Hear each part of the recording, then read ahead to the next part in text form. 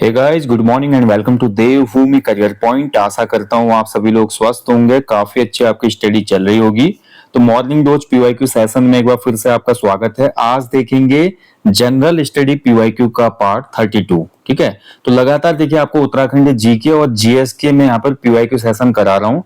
इसके साथ साथ जो चैनल पे हमारी टेस्ट सीरीज चलते हैं वो भी मैंने कंटिन्यू कर दिया है, और साथ ही आपको उत्तराखंड रिवीजन महाकुंभ क्लासेस भी यूट्यूब पर उपलब्ध कराई जा रही हैं। तो जो भी कंटेंट आपको मिल रहा है उत्तराखंड ग्रुप सी और अन्य परीक्षाओं के लिए बहुत महत्वपूर्ण है, इसको आप फॉलो कीजिए। बाकी अगर आपको पेड टेस्ट सीरीज चाहिए या पेड कोर्स चाहिए तो उसके लिए आप एप्लीकेशन पर हमारी विजिट कर सकते हैं, जिसका लिंक इस वीडियो के डिस्क्रिप्शन बॉक्स में है। ठीक है, तो चलिए आज का सेशन शुरू करेंगे। जीके जीएस पीवाईक्यू का पार्ट 32। पहला क्वेश्चन देखेंगे इसमें। निम्न में से कौन भारतीय राष्ट्रीय कांग्रेस का लगातार 6 वर्षों तक अध्यक्ष रहा था? तो देखिए, भारतीय राष्ट्रीय कांग्रेस की स्थापना कब हुई थी? तो 1885 में स्थापना हुई थी इंडियन नेशनल कांग्रेस की। और इंडियन नेशनल कांग्रेस का लगातार 6 वर्षों तक का अध्यक्ष पद संभाला था। दिए गए विकल्पों में सही उत्तर हो जाएगा मौलाना अबुल कलाम आजाद। ठीक है, ऑप्शन सी इसका राइट आंसर है। अबुल कलाम आजाद रहे थे 6 वर्षों तक। कब से कब तक? 1940 से लेकर ये 1946 तक इस पद पर बने रहे। और ध्यान रखेंगे दोस्तों, मौलाना अबुल कलाम आजाद इंडियन नेशनल कांग्रेस के अध्यक्ष बनने वाले सबसे नौजवान व्यक्ति थे। मात्र 35 वर्ष की उम्र में ये भारतीय राष्ट्रीय कांग्रेस के अध्यक्ष बन गए थे। ठीक है, अबुल कलाम आजाद जी को उनके समग्र योगदान के लिए 1992 में भारत के सर्वोच्च नागरिक सम्मान भारत रत्न से सम्मानित किया गया था। ठीक है, चलिए आगे बढ़ेंगे। भारत छोड़ो आंदोलन के दौरान इंग्लैंड का प्रधानमंत्री कौन था? तो देखिए, भारत छोड़ो आंदोलन, इसके लिए सबसे पहले बॉम्बे में बैठक होती है 8 अगस्त 1942 को। तो 8 अगस्त 1942 को ये बैठक हुई। और जब भारत छोड़ो आंदोलन शुरू हुआ भैया, उस समय तत्कालीन जो ब्रिटेन का या यूनाइटेड किंगडम का प्रधानमंत्री था वो था विंस्टन चर्चिल। ऑप्शन बी इसका राइट आंसर है, चर्चिल उस समय प्रधानमंत्री था। ठीक है, ये आपको ध्यान रखना है क्विट इंडिया मूवमेंट के समय। और ध्यान रखेंगे जब भारत आजाद हुआ, ये भी क्वेश्चन बनता है, भारत की स्वतंत्रता के समय, स्वतंत्रता जब भारत आजाद हुआ यानी कि 15 अगस्त 1947, ये भी प्रश्न बनता है। 1947 को 15 अगस्त के समय उस समय तत्कालीन प्रधानमंत्री कौन था ब्रिटेन का? तो उस समय था क्लीमेंट एटली। ठीक है, ये भी आपको ध्यान रखना है। स्वतंत्रता के समय एटली था, जबकि भारत छोड़ो आंदोलन के समय चर्चिल था। अगला देखिए, भारतीय स्वतंत्रता आंदोलन के संदर्भ में उषा मेहता की ख्याति है।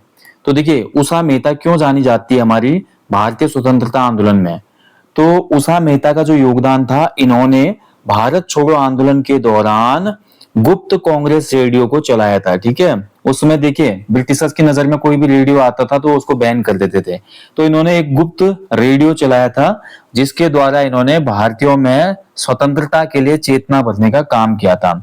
इसको सीक्रेट कांग्रेस रेडियो भी कहा जाता है। ठीक है, ध्यान रखेंगे, secret Congress radio, secret Congress radio. कभी क्वेश्चन ऐसे भी बन सकता है कि स्वतंत्रता आंदोलन के दौरान निम्न में से किसने सीक्रेट कांग्रेस रेडियो का संचालन किया था? तो नाम हो जाएगा आपका उषा मेहता। ठीक है, चलिए नेक्स्ट क्वेश्चन की तरफ बढ़ेंगे। करो या मरो का नारा निम्न में से किसके साथ जुड़ा है? तो ये तो बहुत सिंपल है। डू और डाई का नारा दिया था किसने? गांधी जी ने, महात्मा गांधी जी ने यह नारा दिया था।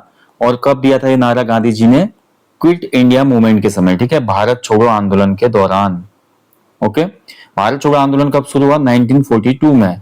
स्वदेशी आंदोलन कब शुरू हुआ था? 1905 में। गांधी जी ने बोला जो विदेशी चीजें हैं इनको आप मत खरीदो, हमारे स्वदेश में, देश में बनी हुई चीजों को खरीदिए, आप वस्तुओं को खरीदिए। यानी कि विदेशी वस्तुओं का बहिष्कार किया गया और स्वदेशी वस्तुओं को प्रमोट किया गया स्वदेशी आंदोलन में। असहयोग आंदोलन कब शुरू हुआ था? 1920 में। किसने शुरू किया? गांधी जी ने। सविनय अवज्ञा आंदोलन यानी कि सिविल डिसोबीडियंस मूवमेंट शुरू हुआ था आपका 1930 में। गांधी जी ने नमक कानून तोड़ने के लिए इसको शुरू किया था। आगे बढ़ेंगे। कौन सा कांग्रेस अध्यक्ष था जिसने क्रिप्स मिशन और लॉर्ड वेवल दोनों से वार्ताएं की थी? देखिए, क्रिप्स मिशन कब आया था? तो क्रिप्स मिशन आपका 1942 में आया था। और जो लॉर्ड वेवल था, ये शिमला समझौते के लिए जाना जाता है 1945। इन दोनों से ही वार्ता करने वाला व्यक्ति प्रश्न 1 में जो नाम आया था, मौलाना अबुल कलाम आजाद। मैंने आपको बताया था ना कौन व्यक्ति था जो सबसे लंबे समय तक कांग्रेस का अध्यक्ष रहा। तो 1940 से लेकर 1946 तक ये कांग्रेस के अध्यक्ष थे, और इसी दौरान घटित हुआ था आपका क्रिप्स मिशन आया था और शिमला समझौता हुआ था, यानी कि लॉर्ड वेबल से भी इन्होंने बातचीत की थी। तो ये दोनों घटनाएं इन्हीं के टाइम पीरियड के, मौलाना अबुल कलाम आजाद के टाइम की। ठीक है, तो राइट आंसर हो जाएगा इसका ऑप्शन ए। चलिए आगे बढ़ेंगे। निम्न कथनों में से कौन सा एक सही है? सही बताना है आपने, ठीक है, करेक्ट बताना है, बाकी इनकरेक्ट है। वर्ष 1946 में प्रांतीय सभाओं द्वारा भारत की संविधान सभा चुनी गई थी। तो देखिए, भारत की जो संविधान सभा थी 1946 में प्रांतीय सभाओं के द्वारा चुनी गई थी। पहला कथन इसमें सही है। ठीक है, तो आंसर हो जाएगा option A. Jawaharlal Nehru, M A. Jinnah और सरदार वल्लभ भाई पटेल भारत की संविधान सभा के सदस्य थे। देखिए, इसमें जिन्ना नहीं था, जिन्ना पाकिस्तान के फेवर में थे ये। ठीक है, तो जिन्ना तो इसमें था ही नहीं, तो दूसरा वाला गलत हो जाएगा। भारत की संविधान सभा का प्रथम अधिवेशन जनवरी 1947 में हुआ था, तो सी भी गलत है। भारतीय संविधान सभा का पहला अधिवेशन हुआ था आपका 9 दिसंबर 1946 को।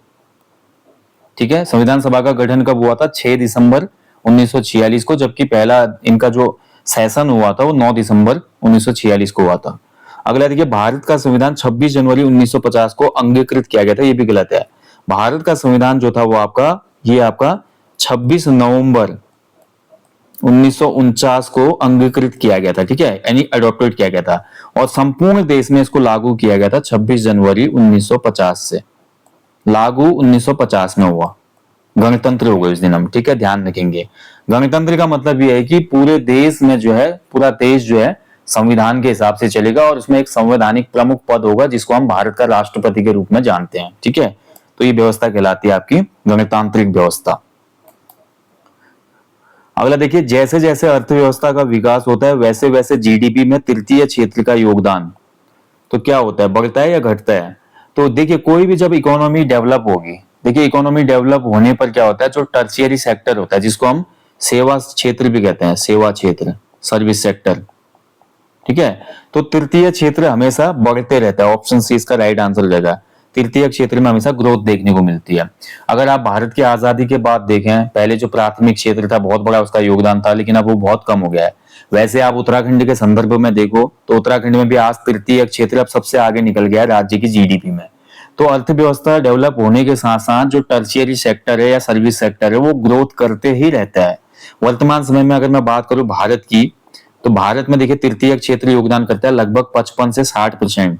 ठीक है, जीडीपी में। द्वितीय क्षेत्र जो है सेकेंडरी सेक्टर हमारा योगदान करता है लगभग 28 से 30% के आसपास, और जो प्राइमरी सेक्टर है जिसको कृषि क्षेत्र भी कहा जाता है 16 से 17% मात्र। ठीक है, अगला देखिए, भारत सरकार द्वारा चलाया गया मिशन इंद्रधनुष किससे संबंधित है? तो भारत सरकार ने मिशन इंद्रधनुष चलाया था, और ये मिशन इंद्रधनुष शुरू किया गया था आपका 25 दिसंबर 2014 को। ठीक है, क्यों शुरू किया था? इसका लक्ष्य था बच्चों और गर्भवती महिलाओं का प्रतिरक्षण। प्रतिरक्षण का मतलब है वैक्सीनेशन। ठीक है, यानी कि टीकाकरण। बच्चे और गर्भवती महिलाओं के टीकाकरण से संबंधित है, इसीलिए शुरू हुआ था हमारा मिशन इंद्रधनुष। आगे बढ़ेंगे। भारत का प्राचीनतम विशाल उद्योग कौन सा है? तो देखिए, द ओल्डेस्ट और जो लार्ज इंडस्ट्री है इंडिया की वो है आपकी टेक्सटाइल इंडस्ट्री। ठीक है, सूती कपड़ा, यानी कि जो कॉटन मिल्स हैं, तो कॉटन मिल्स की या कॉटन इंडस्ट्री जो है ये भारत की सबसे प्राचीन और सबसे बड़ी इंडस्ट्री है। ठीक है, और सबसे ज्यादा रोजगार, अगर भारत में मैं बोलूं कृषि के बाद, कृषि क्षेत्र के बाद सबसे बड़ा रोजगार देने वाला कोई क्षेत्र है तो वो हमारी टेक्सटाइल इंडस्ट्री है। ठीक है, कपड़ा उद्योग जिसको कहा जाता है, तो उसमें सूती कपड़ा, अन्य सभी कपड़े आ जाते हैं। यहाँ पे सूती कपड़ा ऑप्शन में, तो यही सही आंसर हो जाएगा। तो भारत में प्राचीनतम विशाल उद्योग के रूप में अभी तक भी देखें तो सबसे ज्यादा जो एम्प्लॉयमेंट जनरेट होता है, सबसे ज्यादा लोग जो कार्यरत हैं इसी कपड़ा उद्योग में कार्यरत हैं, ये आपको ध्यान रखना है। नेक्स्ट देखिए, देश में नीली क्रांति लाने के लिए प्रधानमंत्री ने निम्न में से किसकी अध्यक्षता में एक कमेटी का गठन किया था? तो देखिए, देश में जो नीली क्रांति आई थी किसके लिए आई थी? तो नीली क्रांति का संबंध था मत्स्य उत्पादन से। ठीक है, मत्स्य पालन को बढ़ाना या मत्स्य उत्पादन को अधिक करना। ठीक है, बढ़ाना। तो इसके लिए बहुत से यहाँ पर इनिशिएटिव लिए गए, जैसे जो मछली पकड़ी जाती है आपका समुद्र से, झीलों से, तालाबों से, वो तो था ही था। उसके साथ जो मीठे पानी के क्षेत्र हैं वहां पर मछलियों का उत्पादन और बढ़ाना, ठीक है। मछली के जो बीज आते हैं, अंडे जो होते हैं उन्नत किस्म के, जिससे ज्यादा प्रोडक्शन हो, लोगों को ज्यादा मत्स्य आखेट मिले और लाभ मिले, आमदनी भी बढ़े, ठीक है। तो मत्स्य उत्पादन को अधिक करने के लिए देश में नीली क्रांति शुरू की गई थी।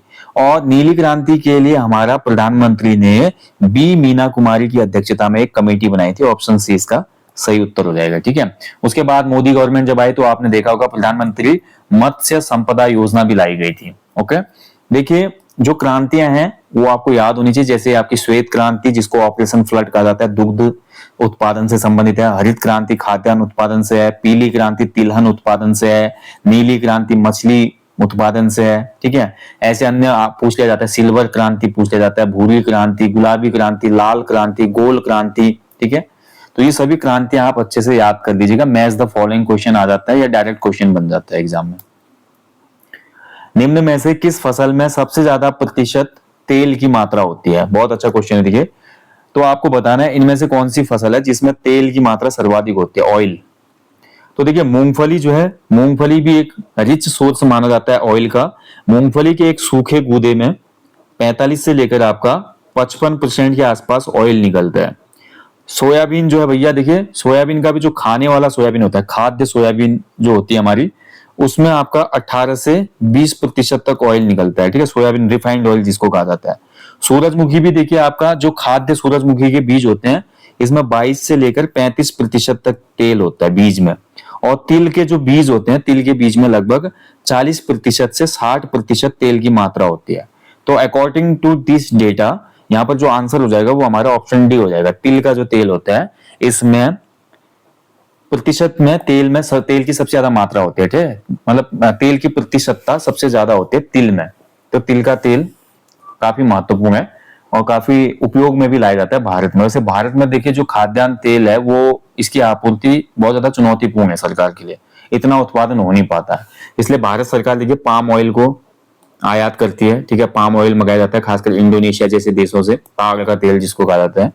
और अधिकांश जो प्रोसेस्ड फूड होते हैं, जैसे आप बिस्किट खाते हैं, नमकीन खाते हैं, कुरकुरे खा रहे हैं, चिप्स खा रहे हैं, ये सभी चीजें भैया आपका इस पाम ऑयल में ही भुनी गई होती हैं, मतलब उसमें फ्राई होते हैं। तो थोड़ा इन चीजों का आप कम कीजिए यूज, अन्यथा देखिए इससे बहुत ज्यादा आपके शरीर में क्या हो सकते हैं, नुकसान हो सकते हैं, ठीक है।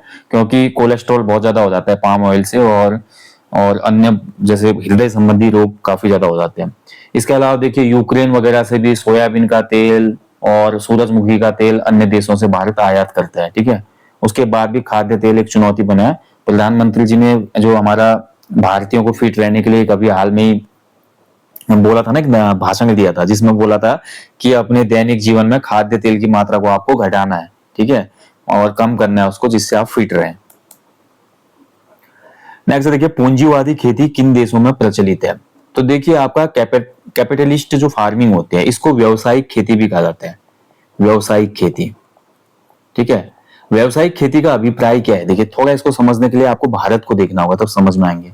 अगर मैं अपने देश, प्यारे देश भारत की बात करता हूं, तो भारत में जो हम खेती करते हैं, देखिए मेरे गांव में खेत है, आज भी मेरे माँ बाप खेती करते हैं। आपने देखा होगा आपके भी गांव में खेती की जा रही है, या आप शहर में भी रहते हैं। शहर में अगर आप बिल्कुल अर्बन में रहते हैं, मेन सिटी में, तो वहां पर तो जमीन है ही नहीं। लेकिन शहरों में भी आप देखते हैं, जो शहरों का ग्रामीण एरिया, वहां पे बड़े बड़े खेत होते हैं, प्लॉट होते हैं बीघा में, हेक्टेयर में, वहां पर भी आज खेती की जा रही है। लेकिन भारत में जो हम खेती करते हैं ना, ये खेती हम करते हैं अपने निर्वाह के लिए, जीवन निर्वाह के लिए। इसलिए भारत की खेती को निर्वहन खेती कहा जाता है। निर्वहन भारत में क्या करता है, जो अगर एक कृषि परिवार है जो कृषि पर ही जीवित रहता है, तो वो क्या करेगा, अपने खेतों में खाद्यान्न उगाएगा, धान, गेहूं, बाजरा, उसके अलावा गन्ना वन्ना, जो भी आपका जायद की फसलें, खरीफ की फसलें, अपने परिवार की जरूरतों के बाद जो भी अनाज बचेगा वो फिर मार्केट में वो बेच देता है, जिससे उसको पैसे मिलते हैं, ठीक है। वो इस पर्पज से कभी खेती नहीं करता कि पूरा का पूरा जो खाद्यान्न उगाऊंगा मैं उसको कमर्शियल कर दूंगा, ठीक है। तो भारत में खेती अपने परिवार के जीवन यापन के लिए या निर्वहन के लिए भी की जाती है, इसलिए भारत की खेती को निर्वाह खेती कहा जाता है। जबकि जो हमारे पश्चिमी देश हैं, यानी कि वेस्टर्न यूरोप हो गया, न्यूजीलैंड है, ऑस्ट्रेलिया है, कनाडा है और खासकर यूएसए है, तो इन देशों में जो खेती होती है वो आपका व्यावसायिक खेती होती है, कमर्शियल फार्मिंग होती है, जिसको आपका कैपिटलिस्ट फार्मिंग भी कहा जाता है, ठीक है। तो उसके हिसाब से यहाँ पे जो राइट आंसर हो जाएगा वो ब्रिटेन और संयुक्त राज्य अमेरिका हो जाएगा। European countries and western countries जो है कृषि करते हैं, इनका पर्पज ये होता है कि हम तकनीक का यूज करके ज्यादा से ज्यादा खाद्यान्न उगाएं और प्रॉफिट कमाएं। बस यही इनका मेन रीजन होता है खेती करने का। ठीक है, अगला देखिए, वृहत मैदान के पुरानी जलोढ़ मिट्टी को क्या कहा जाता है? तो वृहत मैदान जो है देखिए हमारे, इसमें देखिए नदियों के द्वारा जो बहाकर नवीन जलोढ़ मिट्टी लाई जाती है, नदी द्वारा बहाकर जो नवीन जलोढ़ मिट्टी लाई जाती है, नवीन जलोढ़ को कहा जाता है खादर। ठीक है, और जो ये जलोढ़ मिट्टी जब पुरानी हो जाती है तो इस पुरानी जलोढ़ मिट्टी को कहा जाता है बांगर। ऑप्शन बी इसमें राइट आंसर हो जाएगा। ठीक है, बांगर। तो बांगर और खादर आप अच्छे से समझिए। जैसे हम उत्तराखंड में भी पढ़ते हैं, उत्तराखंड के भूगोल में जो हरिद्वार का दक्षिणी भाग है, तो हरिद्वार के दक्षिणी भाग में गंगा के मैदान है। तो गंगा के मैदान में आप देखेंगे गंगा के द्वारा जो नवीनतम जलोढ़ मृदा लाई जाती है बहाकर, उसको खादर कहा जाता है। ये ज्यादा उपजाऊ होती है। और जो बांगर होती है पुरानी हमारी जलोढ़ मिट्टी है, कछारी मिट्टी होती है, जो थोड़ा कम उपजाऊ होते हैं। ठीक है, रेगुर मिट्टी जो है काली मिट्टी को कहा जाता है, काली मिट्टी को रेगुर मिट्टी भी कहा जाता है, और काली मिट्टी को कॉटन सॉइल भी कहा जाता है। ठीक है, क्योंकि ये कपास की खेती के लिए बहुत उपयुक्त होती है। नेक्स्ट देखिए, स्वतंत्र भारत में भूमि सुधारों के संदर्भ में निम्न में से कौन सा कथन सही है? तो देखिए, भूमि सुधार जो है भारत में बहुत ही महत्वपूर्ण कदम था सरकार का, और बिचौलियों को बीच में खत्म करना, मध्यस्थों को खत्म करना और कृषकों को उनके अधिकार दिलाना, इन सभी के लिए भूमि सुधार आंदोलन लाया गया था। और इसका सबसे मेन जो यहां पर हम इंपैक्ट देखेंगे, ऑप्शन बी सही उत्तर हो जाएगा। भूमि सुधारों का प्रमुख उद्देश्य सभी भूमिहीनों को कृषि भूमि प्रदान करना था। यानी कि ऐसे कृषक जिनके पास भूमि नहीं है, तो ऐसे भूमिहीन कृषकों को कृषि भूमि उपलब्ध कराना या प्रदान करना इस भूमि सुधार का प्रमुख यहाँ पे बोलेंगे एक उपलब्धि रही। ठीक है, तो ऑप्शन बी सही हो जाएगा। इस आगे बढ़ेंगे, ऑपरेशन शक्ति 98 इनमें से किससे संदर्भित है? तो ऑपरेशन शक्ति 98 पोखरण में जो आपका 1998 में भारत का दूसरा परमाणु परीक्षण हुआ था, उससे रिलेट करता है ये ऑपरेशन शक्ति 98। ठीक है, देखिए थोड़ा फ्लैशबैक में जाएंगे। भारत का पहला परमाणु परीक्षण कब हुआ था? तो भारत में जो पहला परमाणु परीक्षण था ये आपका घटित हुआ था 18 मई 1974 को। ठीक है, कहां पे? पोखरण में ही हुआ था ये। उस समय कौन था प्रधानमंत्री? तो उसमें आयरन लेडी थी जिसको हम जानते हैं इंदिरा गांधी के नाम से।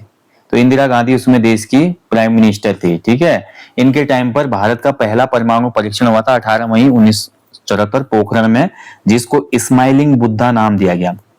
क्या नाम था इसका? स्माइलिंग बुद्धा। और भारत ने भी लोहा मनवाया विश्व में कि भारत भी परमाणु परीक्षण कर सकता है। उसके बाद 98 में जब अटल बिहारी वाजपेयी जी प्रधानमंत्री थे, तो उसमें भारत का दूसरा परमाणु परीक्षण किया गया था पोखरण में। ठीक है, ये भी मई 1998 में किया गया था। और इस परमाणु परीक्षण का जो लीड कर रहे थे वो थे हमारे भूतपूर्व राष्ट्रपति डॉक्टर एपीजे अब्दुल कलाम। उन्होंने लीड किया था इस अभियान को। ठीक है, तो ये भी आपको याद रखना है। और ध्यान रखेंगे, जैसे जो भारत का पहला परमाणु परीक्षण था ना, इसका नाम था स्माइलिंग बुद्धा, कोड नेम। ऐसे ही जो 98 का परमाणु परीक्षण हुआ था, इसका कोड नेम था ऑपरेशन शक्ति। ठीक है, ध्यान रखेंगे। चलिए अगला देखिए, भारत की पहली सशस्त्र परमाणु पनडुब्बी कौन सी है? तो बताना है आपने, इंडिया की फर्स्ट आर्म्ड न्यूक्लियर सबमरीन। तो पहली आर्म्ड न्यूक्लियर सबमरीन का नाम है, राइट आंसर होगा इस क्वेश्चन का ऑप्शन सी, आईएनएस अरिहंत। ठीक है, आईएनएस अरिहंत जो है भारत की पहली सशस्त्र परमाणु पनडुब्बी है, ध्यान रखेंगे। आईएनएस तिहायु की मैं बात करूं तो आईएनएस तिहायु जो है एक गश्ती पोत है, गश्ती पोत या जहाज, जो कि आपका निकोबार क्षेत्र में गश्ती करता है। यानी कि क्या करता है? पूरा एरिया को कवर करता है, चेकिंग। ठीक है, आईएनएस विराट जो था ये 2017 में रिटायर हो गया था। ठीक है, जो कि जल सेना के पास था हमारे। और इस आईएनएस विराट को विमान वाहक पोत था, इसके ऊपर विमान जो थे लैंडिंग करते थे। ये 2017 में सेवानिवृत्त हो चुका है। आईएनएस अस्त्र धारणी की मैं बात करूं तो ये एक टारपीडो लॉन्च और रिकवरी, आपका रिकवरी क्या है? पनडुब्बी है। ठीक है, ध्यान रखेंगे। तो ये है आईएनएस अस्त्र धारणी। यहाँ पे पूछा जा रहा है पहला सशस्त्र परमाणु पनडुब्बी, तो ये हो जाएगा आईएनएस अरिहंत। भारत में निर्मित वायुसेना का पहला लड़ाकू विमान निम्न में से कौन सा है? तो देखिए, इंडियन एयरफोर्स का पहला स्वदेशी, ठीक है, ये स्वदेशी शब्द भी लिख देता हूं मैं, देश में निर्मित तो हमारा पहला स्वदेशी जो लड़ाकू विमान है इसका नाम है तेजस। ऑप्शन ही राइट आंसर हो जाएगा इसका, तेजस। नेक्स्ट देखिए, सर सीवी रमन को खगोल भौतिकी का नोबेल पुरस्कार कब प्राप्त हुआ था? अच्छा क्वेश्चन है भी। तो सीवी रमन जी जो कि एक भौतिकी के क्या थे, साइंटिस्ट थे, इनको नोबेल प्राइज मिला था 1930 में। ठीक है, ऑप्शन बी राइट आंसर हो जाएगा, 1930 में। क्यों? इन्होंने खोज की थी रमन इफेक्ट की। ठीक है, इन्होंने फिजिक्स की एक खोज की जिसको रमन इफेक्ट नाम दिया था। क्या था ये रमन इफेक्ट? रमन इफेक्ट के तहत जब प्रकाश किसी पारदर्शी माध्यम से गुजरता है तो बिखरे हुए प्रकाश की तरंग दैर्घ्य बदल जाती है। ठीक है, तो ये इन्होंने खोज की थी जिसको रमन इफेक्ट कहा जाता है, जिसके लिए इनको 1930 में नोबेल प्राइज मिला था। और ये दूसरे भारतीय थे जिनको नोबेल प्राइज मिला। पहले भारतीय जिनको नोबेल प्राइज मिला था वो 1913 में मिला था साहित्य के लिए, और ये थे हमारे कौन? रविंद्रनाथ टैगोर जी। गुरुदेव रविंद्रनाथ टैगोर जी को, या बोल सकते हैं कि पहले भारतीय जिनको नोबेल प्राइज मिला वो थे आर.एन. टैगोर 1913 में। लेकिन किसके लिए मिला? साहित्य के लिए मिला। दूसरा हमारा सीवी रमन जी थे, ठीक है, जिनको भौतिकी में 1930 में नोबेल प्राइज मिला। इसके बाद तीसरा नाम अगर मैं बात करूं, ये थे हरगोविंद खुराना। हरगोविंद खुराना जी, हरगोविंद खुराना जी को चिकित्सा का नोबेल प्राइज मिला, चिकित्सा के लिए। ठीक है, कब दिया गया था इनको? आपका चिकित्सा के लिए 1968 में। चौथी हमारी कौन है? Mother Teresa. Mother Teresa, mother Teresa को नोबेल प्राइज दिया गया किसमें? शांति के क्षेत्र में। ठीक है, बहुत ज्यादा इन्होंने सेवा की, तो शांति के क्षेत्र में इनको मिला 1979 में। पांचवा हमारा नोबेल प्राइज मिला था किसको? एस चंद्रशेखर को, सुब्रमण्यम चंद्रशेखर। सुब्रमण्यम चंद्रशेखर जी को कब मिला था? इनको फिजिक्स में मिला, भौतिकी में, और भौतिकी में इनको मिला था 1983 में, 1983 में। छठा हमारा मिला था अमर्त्य सेन जी को, अमर्त्य सेन जो कि अर्थशास्त्री हैं। ठीक है, किसमें मिला इनको? अर्थशास्त्र में, और अर्थशास्त्र में प्राइज इनको मिला था 1998 में। ठीक है, इसके बाद देखिए हमारा कौन है अगले जो भारतीय हैं, ये हैं आपके आर रामकृष्णन। ठीक है, सातवां जो है आर रामकृष्णन। आर रामकृष्णन जी को मिला था किसके लिए? आपका केमिस्ट्री के लिए, रसायन विज्ञान के लिए। ठीक है, कब मिला? 2009 में। आठवां नाम मैं बोलूंगा, ये है भाई हमारे कैलाश सत्यार्थी, बचपन बचाओ आंदोलन। कैलाश सत्यार्थी ने जो भीख मांगने वाले बच्चे थे ना, उनको पकड़ पकड़ के उनकी शिक्षा करी, उनको भिक्षावृत्ति से मुक्त कराया। और एक इनकी एनजीओ है बचपन बचाओ आंदोलन, जिन्होंने शुरू किया था कैंपेनिंग, तो इसके लिए कैलाश सत्यार्थी जी को ये अवार्ड मिला। ठीक है, कैलाश सत्यार्थी कब मिला इनको? 2009 में। शांति का नोबेल प्राइज मिला। ठीक है, तो ये है भारतीय जिनको नोबेल प्राइज अभी तक मिल चुके हैं। इसके अलावा भारतीय मूल के कुछ व्यक्ति हैं जो दूसरे देशों में रहते हैं लेकिन भारतीय मूल के हैं। इनमें पहला नाम है जैसे वी.एस. नैपाल, वी.एस. नैपाल। ठीक है, भारतीय मूल के हैं लेकिन रहते विदेश में है। इनको साहित्य में मिला था 2001 में, 2001 में। ऐसे लॉरेंस ब्रैग भौतिकी में मिला 1915 में। और रोनाल्ड रॉस जो कि हमारे उत्तराखंड से ही संबंधित है, रोनाल्ड रॉस, अल्मोड़ा में जिनका जन्म हुआ था। ठीक है, तो इनको मिला था चिकित्सा में 1902 में। लेकिन अभी तक कुल कितने भारतीय जिनको नोबेल प्राइज मिला है? 8 भारतीय हैं। ठीक है, विशुद्ध रूप से ध्यान रखेंगे। चलिए आगे बढ़ेंगे। श्रीहरिकोटा रेंज जो कि भारत का उपग्रह प्रक्षेपण केंद्र है, किस राज्य में स्थित है? तो श्रीहरिकोटा से आप देखते होंगे कई बार हमारे उपग्रह जो है लॉन्च किए जाते हैं अंतरिक्ष में, और श्रीहरिकोटा आपका स्थित है आंध्र प्रदेश में। ठीक है, ऑप्शन बी राइट आंसर हो जाएगा, आंध्र प्रदेश। यहीं पर स्थित है हमारा सतीश धवन अंतरिक्ष केंद्र। ठीक है, सतीश धवन अंतरिक्ष केंद्र यहाँ पे स्थित है, सतीश धवन स्पेस सेंटर। चलिए लास्ट क्वेश्चन है, प्रथम भारतीय उपग्रह को कब छोड़ा गया था? देखिए देश में जो पहला सैटेलाइट छोड़ा गया था, प्रथम भारतीय उपग्रह, ये 19 अप्रैल 1975 को छोड़ा गया था। ठीक है, 1975 को। इसका नाम था आर्यभट्ट। देश का जो पहला उपग्रह हमने छोड़ा था इसका नाम था आर्यभट्ट। ये हमने सोवियत संघ के प्रक्षेपण यान से छोड़ा था। उस समय हमारे पास ये तकनीक नहीं थी, तो सोवियत संघ यानी कि वर्तमान रशिया, तो कॉस्मोस 3M, तो कॉस्मोस 3M प्रक्षेपण यान से इसको प्रक्षेपित किया गया था, आर्यभट्ट। ठीक है, उसके बाद भास्कर, जो भी हमारे खगोल शास्त्री रहे पूर्व के, उनके नाम पर ही हमने अपने उपग्रह यहाँ पे लॉन्च किए थे। आर्यभट्ट हो गया, भास्कर प्रथम हो गया, भास्कर द्वितीय हो गया। ठीक है, तो ये आपको अच्छे से याद रखना है। देश का जो पहला उपग्रह था इसका नाम आर्यभट्ट था। 19 अप्रैल 1975 को ये प्रक्षेपित हुआ था। चलिए, तो यहीं पे आज का सेशन समाप्त होता है दोस्तों। हमेशा की तरह आज का सवाल आप सभी लोगों के लिए, मिस उत्तराखंड 2025 का खिताब किसने जीता है? तो इस आंसर को आप कमेंट बॉक्स में कमेंट कीजिएगा। सही उत्तर को मैं हार्ट दे दूंगा या लाइक दे दूंगा। और मिलेंगे आपसे जल्दी नेक्स्ट सेशन में। वहां के एप्लीकेशन पे ग्रेजुएट लेवल एग्जाम के लिए उत्तराखंड पुलिस कांस्टेबल के लिए टेस्ट सीरीज है, शुरू हुई है, वो आप लोग इनरोल कर लेना। काफी समय से शुरू है, उसमें कुछ नए टेस्ट भी उसमें ऐड होंगे, करंट अफेयर भी उसमें ऐड है, सब्जेक्टिव टेस्ट भी है। अभी मानसून ऑफर चल रहा है तो उसका आप लाभ उठाएं। 25% ऑफ है सभी कोर्सेज पे, टेस्ट सीरीज पे। जल्दी मिलेंगे। और हमेशा की तरह बोलूंगा, अपने जीवन में कम से कम एक पेड़ लगाएं और फैमिली मेंबर की तरह उसकी भी देखभाल करें। क्योंकि देखिए, जब ये प्रकृति है, हमारे आसपास खूबसूरत प्रकृति है, शुद्ध हवा है, शुद्ध पानी है, तब हमारा भी अस्तित्व है। नहीं तो कुछ नहीं है भाई, सब शून्य है। ठीक है, तो इस मुहिम को भी आगे बढ़ाएं, आप सभी लोगों से निवेदन है। जल्दी मिलेंगे दोस्तों, अपना ध्यान रखें। जय हिंद, जय देवभूमि।